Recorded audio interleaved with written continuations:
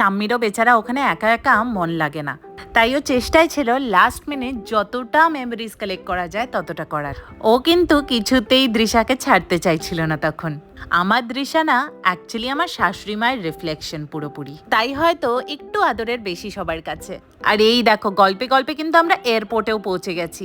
আজকের ভিডিওতে আর এয়ারপোর্ট নিয়ে কিছু বলছি না, কারণ আগে অনেকবারই বলেছি।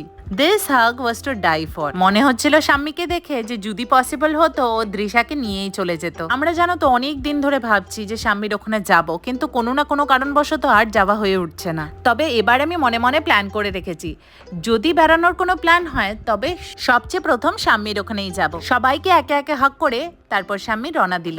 সেদিন শাম্মীকে ড্রপ করে বাড়িতে ফিরে এসে লাঞ্চ করেই আমরা বেরিয়ে পড়েছিলাম। আমরা গিয়েছিলাম বেঙ্গল ইন্টারন্যাশনালে দৃশার জন্মদিনের ব্যাপারে কথা বলতে, কিন্তু ওদের হলটা না সেরকম বড় না, তাই ভাবছি অন্য কোথাও প্ল্যান করব।